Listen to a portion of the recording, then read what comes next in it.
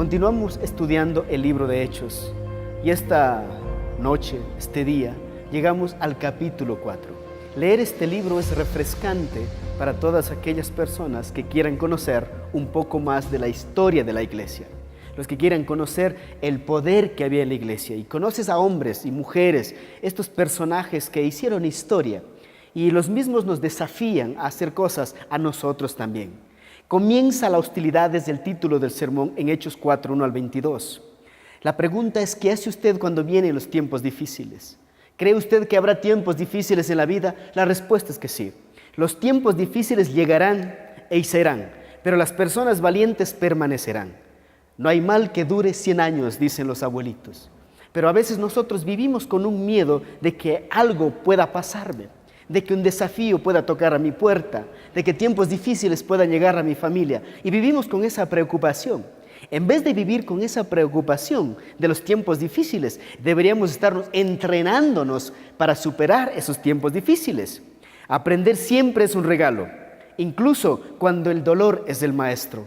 Muchas veces pensamos, el dolor me puede enseñar algo. Sí, el dolor nos puede enseñar muchas cosas. Y vamos a ver lo que el dolor enseña a estos hombres de Dios en el primer siglo. Lo que el dolor enseñó a la iglesia y lo que la iglesia aprendió en medio del dolor, en medio de la hostilidad.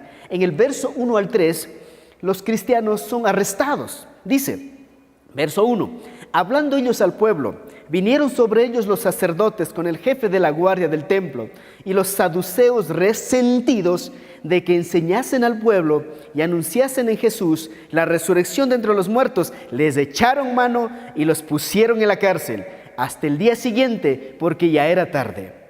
Pedro acaba de predicar un sermón extraordinario. ¿Y cuál es el resultado? Que alguna gente se enojó, se resintieron y decidieron arrestarlos. Hay mucha gente que aunque nosotros prediquemos bonito, aunque prediquemos la verdad, se van a enojar con nosotros. No les va a gustar lo que enseñamos. Estos versículos son señal de que había concluido para la iglesia el periodo de la luna de miel, porque de aquí en adelante la iglesia va a ser perseguida una y otra vez. De aquí en adelante van a comenzar a aparecer los mártires. De ahora en adelante la iglesia que acaba de nacer se encontrará con una oposición creciente. La gente no va a estar de acuerdo con sus enseñanzas. La pregunta es, ¿quiénes se enojaron? El liderazgo espiritual de Israel se enojaron. Porque había un predicador llamado Pedro que nunca había ido a la Universidad de Jerusalén, ni tenía un PhD en teología. De repente ha dado una predicación que ha transformado la vida de las personas. Y dice que esta gente estaba resentida. El resentimiento es un sentimiento de hostilidad o aversión hacia la persona que ha causado un daño o piensa que le ha causado daño. Estos hombres están pensando, este Pedro se nos está llevando la popularidad. Este Pedro ahora nos va a robar la iglesia, nos va a robar a los feligreses. Y están resentidos, están enojados. Entonces no crea usted que una persona religiosa le va a escuchar. Probablemente los religiosos son los que más se enojan. Es algo que vive dentro del resentido y lo empuja a ser desagradable. Estas personas se convirtieron en alguien malos. El resentimiento es sentir el enojo viviendo del pasado o una herida que alguien te causa en el presente. Vivir resentido es vivir tratando de matar al otro, pero tomándote tú el veneno. Ese es el resentimiento. Y cuando el veneno del resentimiento comienza a trabajar dentro de nosotros, es muy peligroso. Pregunta es, ¿está usted resentido con alguien? Papá, mamá, algún amigo, el pastor, el esposo, la esposa, está resentido. Mira lo que dice el libro de Hebreos. Mirad bien, no sea que alguno deje de alcanzar la gracia de Dios, que brotando alguna raíz de amargura os estorbe y por ellos muchos sean contaminados. La raíz de amargura dice va a estorbar. ¿Y qué más? Muchos son contaminados. La amargura es el pecado que más contamina a la gente. ¿Ha estado usted cerca de una persona amargada, resentida, envidiosa, que constantemente habla mal de las personas, que no creen que Dios puede hacer grandes cosas? ¿O que menosprecia a las otras personas? Tenga cuidado. La amargura es contagiosa. Vivimos y vemos otro tipo de cosas. Entonces, todos los creyentes de cualquier edad, sexo, raza, educación, quedan advertidos que ser cristiano es más que una bendición. porque a veces puede ser también peligroso y puede ser impredecible. Es ser peligroso ser cristianos, amigos, porque estamos constantemente expuestos al peligro. Juan 16:33, el Señor dice: estas cosas he hablado para que en mí tengáis paz. En el mundo tendréis aflicción, pero confiad, yo he vencido al mundo. Lo que sí nos dejó claro el Señor Jesús es que este mundo va a provocarnos dolor. Si usted está pensando que ser cristiano le garantiza nunca sufrir, está equivocado. Dice: en el mundo sufriréis la aflicción, la presión, la herida que puede causar el mundo con sus principios, el dolor que puede causarnos a nosotros. Debemos aceptar el desafío de ser cristianos y no enfocarnos en las aflicciones, sino en la victoria después de las aflicciones, porque toda aflicción es la antesala de una victoria. Toda enfermedad es la antesala de la salud. Una quiebra económica puede ser la antesala de la prosperidad, amigos. Pero muchas veces nos enfocamos tanto en el problema y hablamos tanto del problema que no nos ponemos a pensar en la solución de ese problema. Debemos aceptar el desafío de ser cristianos. La pregunta es: ¿está usted dispuesto a aceptar ser cristiano? El desafío de ser cristiano, de vivir como cristiano. Hay victoria después de la aflicción. Verso 4. Pero muchos de los que habían oído la palabra creyeron, y el número de los varones era como 5,000. Una prédica de Pedro impactó a 5,000 hombres. 5,000 hombres entregaron su vida al Señor ese día. ¿No le parece asombroso? Hoy en día decimos: no, queremos una iglesia pequeña donde nos llevemos bien. 5,000 tenía la primera iglesia, con una prédica. ¿Sabe lo que significa atender a 5,000 personas, enseñar a 5,000 personas? Más almas para el reino.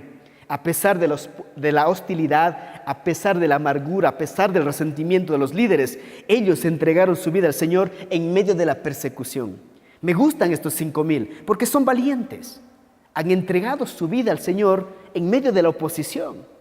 El pastor ha sido puesto en la cárcel, pero ellos no dicen: no hay que creer en Jesús, mira, al pastor están poniendo en la cárcel. No, decidieron creer a pesar de que Pedro fue puesto en la cárcel. La pregunta que tengo es: ¿qué condiciones esperas tú para creer? Dice: voy a creer si me gano la lotería, si se restaura mi hogar.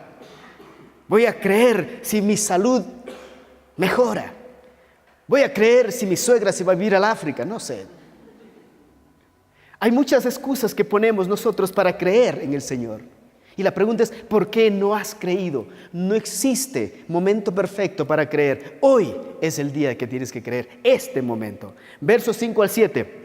¿Qué pasó con los pastores del primer siglo?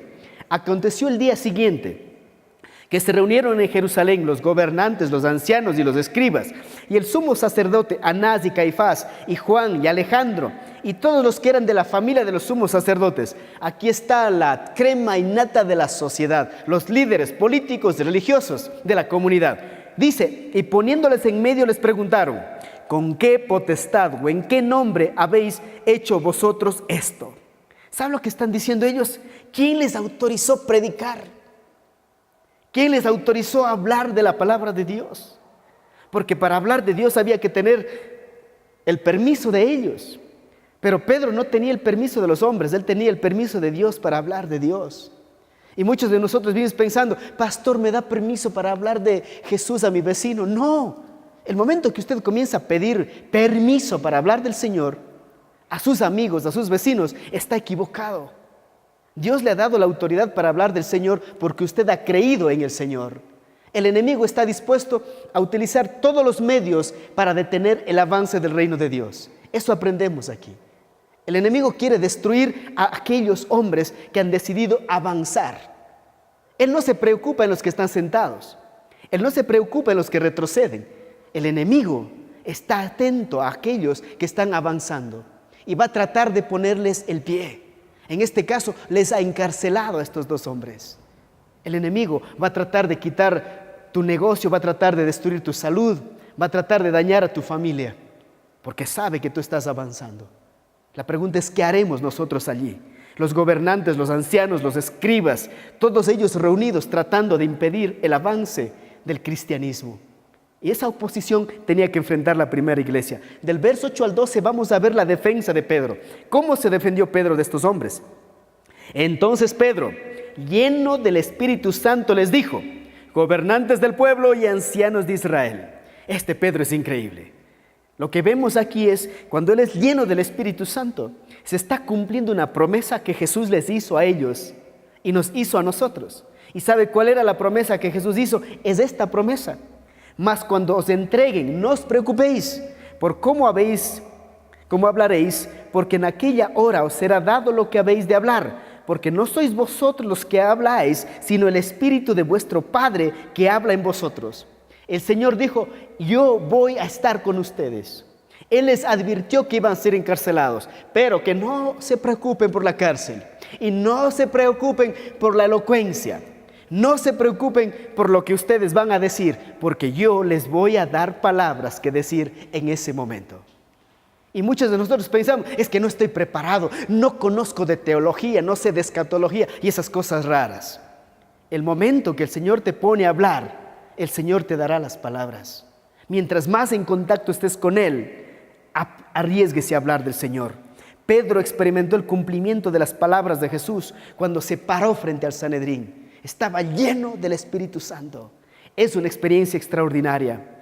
Él experimentó la presencia, la protección, el respaldo de Dios en medio de la autoridad de los israelitas. Es como si a usted le llevaran y tenga que hablar al presidente, al vicepresidente, a los ministros, a los alcaldes. ¿Y qué es lo que hizo Pedro? Está lleno ¿de qué? Del Espíritu Santo. Hoy en día estamos llenos de conocimiento, pero estamos vacíos del Espíritu Santo. Y por eso, aunque más sepamos de la Biblia, no convencemos, no impactamos, porque nos falta ¿quién? El Espíritu Santo. Entonces, un desafío para nosotros: no viva evitando los desafíos, los conflictos o los obstáculos. Pedro no evitó, se fue, se paró al frente y dijo: aquí estoy. Se enfrentó al desafío, se enfrentó a la persecución. ¿Qué ha estado evitando usted estos tiempos? ¿Evitando decir que le ama a su esposa? ¿Evitando perdonar a su hijo? Porque es un desafío perdonar. ¿Evitando continuar con el negocio? ¿Está rindiéndose ante los desafíos chiquitos que están por allí y piensa que no van a superarlos?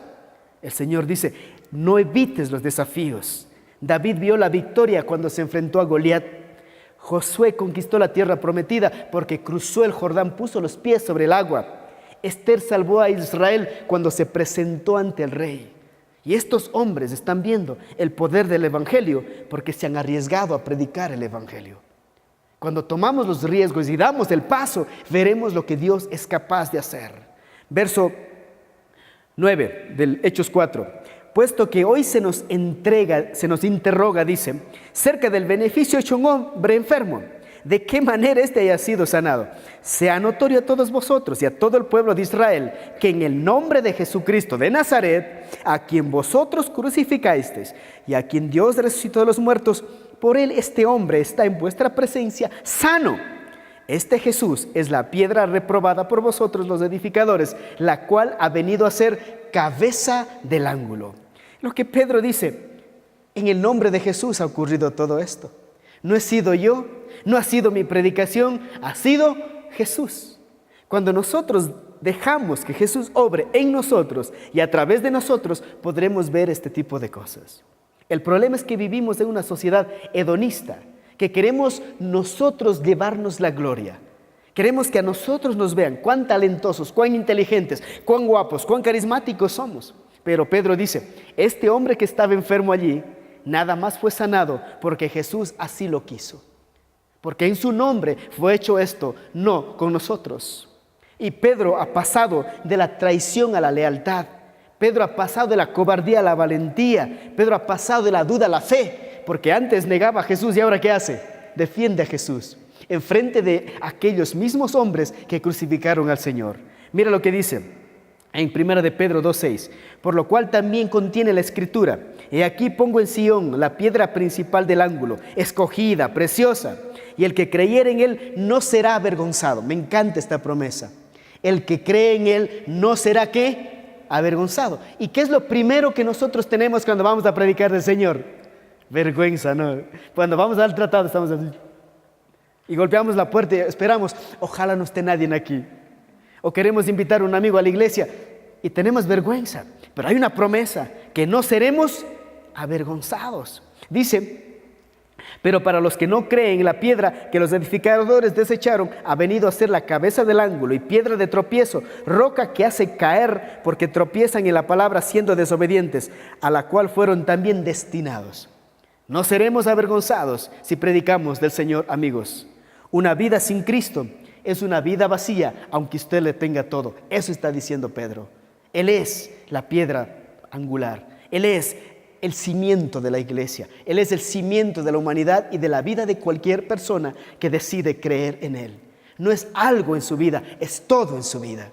Y cuando Jesús se convierta en todo, entonces podrás tenerlo todo. ¿Estamos claros hasta aquí? Cómo Pedro está defendiendo su sermón, defendiendo a su maestro, defendiendo lo que ha creído y no les tiene miedo a pesar que está frente a las autoridades. Hechos 4:12 es el verso que usted debe conocer de memoria. Y en ningún otro hay salvación, y en ningún otro hay salvación, porque no hay otro nombre, dice, bajo el cielo dado a los hombres en que podamos ser salvos. Si quieren ser salvos, no será en el nombre de Buda, en el nombre de Mahoma, en el nombre de cualquier otro hombre o mujer. Dice, porque no hay otro nombre, no existe otro nombre en el que podamos ser salvos. La salvación viene a través de Jesús, a través de Él y únicamente Él, solo Cristo. No existe dos maneras de ser salvos, existe una sola manera y esa manera es creer en Jesús. Y la pregunta es, ¿estás creyendo únicamente en Jesús? Si usted dice, yo creo en Jesús y en la iglesia ya se ha ido lejos. Si usted dice, yo creo en Jesús y la Virgencita ya está lejos.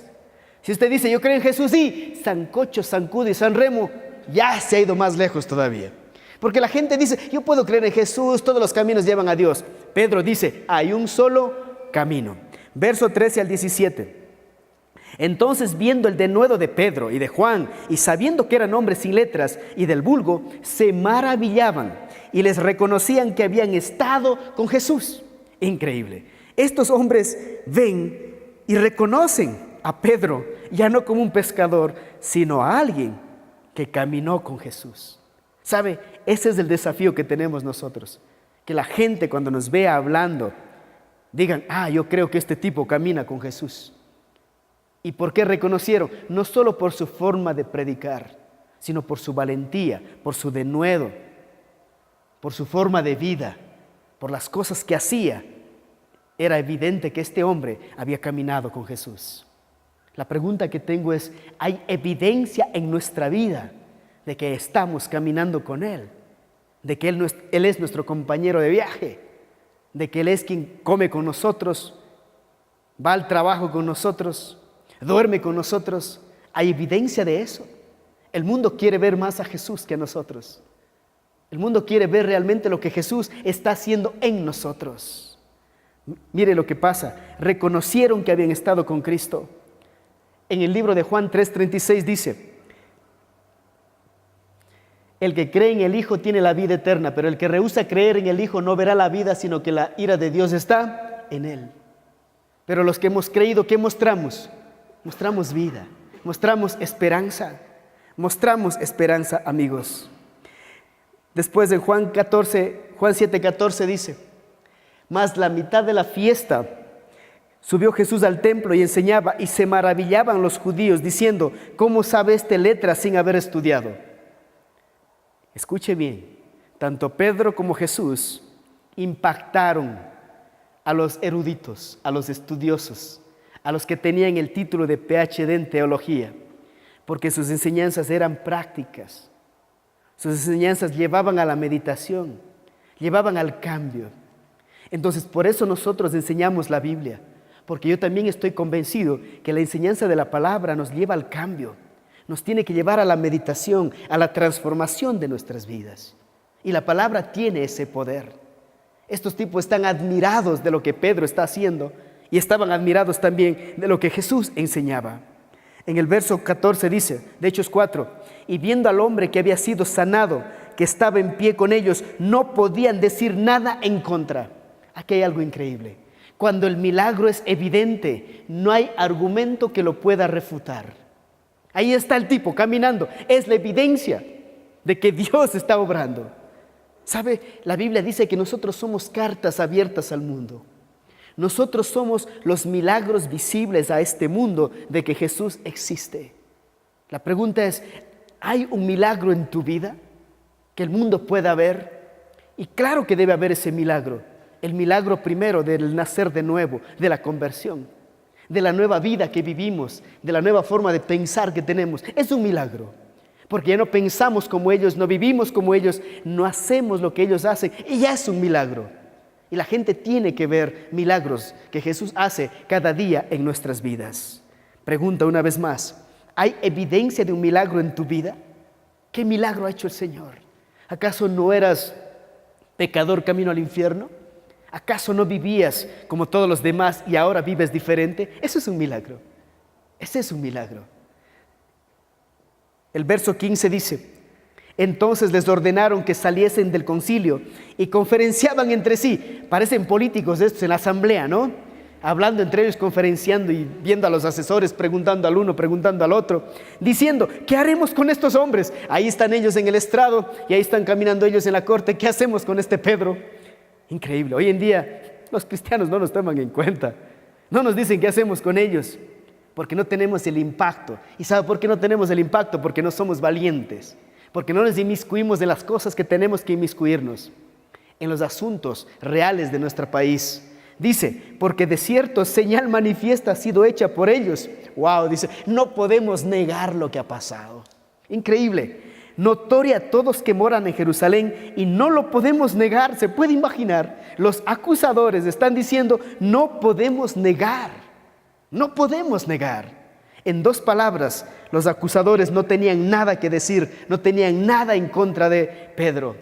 En Lucas 21:14 dice, proponed en vuestros corazones no pensar antes cómo habéis de responder en vuestra defensa, pero yo os daré palabra y sabiduría, la cual no podrán resistir ni contradecir todos los que se opongan. Es la promesa de Dios cuando usted va a predicar, que no podrán refutar lo que usted enseña. ¿Cuántos de ustedes creen eso? Usted conoce, vaya y predique. Y nosotros no vamos a ganar un argumento. Nosotros vamos a presentar la verdad. Esa es la gran diferencia con ellos. Que ellos quieren venir a ganar con sus argumentos. Nosotros solo proponemos la verdad. Y la palabra de Dios tiene el poder para tocar el interior del ser humano, lo más profundo del ser humano. Escuche bien, la valentía, el ser más como Cristo, el no temer predicar son las armas con las que dejaremos sin argumentos a este mundo.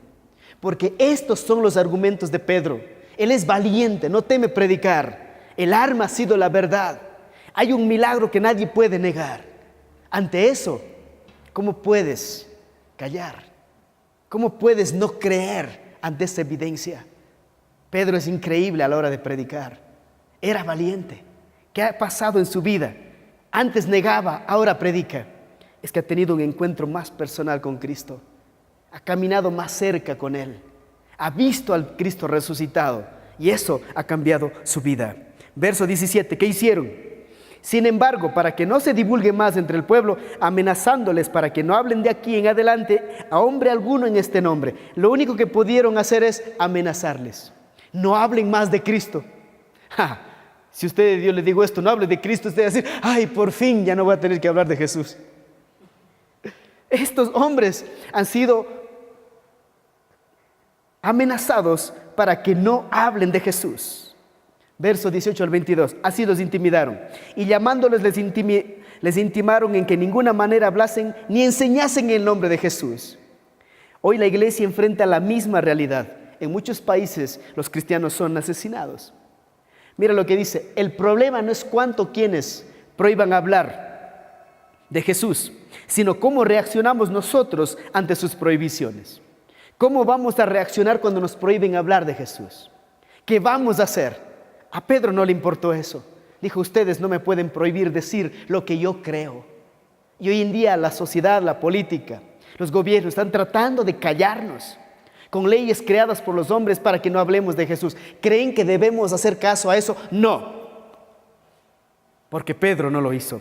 Verso 19, Mas Pedro y Juan respondieron diciéndoles: juzgad si es justo delante de Dios obedecer a vosotros antes que a Dios. Pero no podemos dejar de decir lo que hemos visto y lo que hemos oído. Dice, no les vamos a obedecer a ustedes.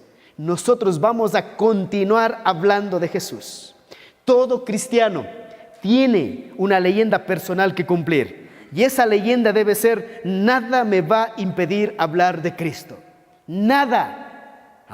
Es que mi jefe me puede despedir. Y es que mis amigos me van a dejar. Y es que la novia ya no me va a llamar. Y es que puedo perder el trabajo. Y nada puede impedirnos hablar de ¿quién? De Jesús. Porque al que honra al Señor, el Señor le honra también a Él. La hipocresía y los pecados de los llamados cristianos no nos puede impedir tampoco hablar de Jesús.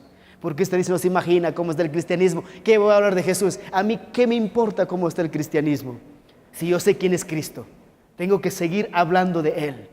Tengo que seguir predicando de Él. Fue elección ser cristiano, su elección.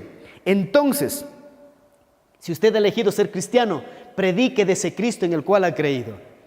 Usted ha elegido ser cristiano. Predique de Jesús. En 1 Corintios 9 dice: pues si anuncio el evangelio no tengo de qué gloriarme, porque me es impuesta necesidad, y ay de mí si no anunciara el evangelio. Ese es Pedro hablando. En el verso 21 de Hechos 4 dice: entonces les amenazaron y les soltaron, no hallando ningún modo de castigarles por causa del pueblo, porque todos glorificaban a Dios por lo que había hecho, ya que el hombre a quien se había hecho este milagro de sanidad tenía más de 40 años. ¿Qué ha pasado hasta aquí? No pudieron hacer nada contra ellos porque han predicado la verdad. Aquí está la protección del Señor a sus hijos. No ha sido fácil y no va a ser fácil de aquí en adelante para la iglesia, pero a pesar de eso ellos no se rindieron. En Lucas dice: el que no es conmigo, contra mí es, y el que conmigo no recoge, desparrama. El cristiano tiene que tomar una posición en su vida: ser cristiano o solo hacerse llamar cristiano. Prefiero ser cristiano, no solo hacerme llamar cristiano. Concluyamos esta noche. Número 1, no le tema a la hostilidad del mundo. ¿Por qué le vas a temer? Son hostiles, sí, pero ¿qué puede hacer la hostilidad con nosotros? No le tema a las circunstancias. ¿Qué circunstancias? Dolor, enfermedad, quiebra, yo no sé. Las circunstancias tienen muchos nombres. Las circunstancias tienen muchas formas, pero no podemos nosotros callar. No le tema a sus limitaciones, porque muchos cristianos hablan de sus limitaciones. No sé leer, no hablo español, la gente no me va a creer, no soy alto ni guapo ni tengo recursos. Hay mucha gente que está pensando: debo tener dinero para ir a predicar. ¿Crees que el Señor no sabe que tu cuenta está en cero? Él sabe que tu cuenta está en cero, pero si te ha llamado, ve y hazlo. ¿Por qué? Porque Dios ha prometido su espíritu y su sabiduría para cada uno de nosotros. Pónganse de pie para orar. Señor, muchas gracias por esta noche. Gracias por desafiarnos a ser valientes. Gracias por desafiarnos a vivir conforme a tu palabra. Y yo te pido, Padre, en el nombre de Jesús, que bendigas tu pueblo y los llenes de tu Espíritu Santo, y que espíritu de poder y valentía esté sobre ellos a la hora de testificar de ti. En el nombre de Jesús, amén.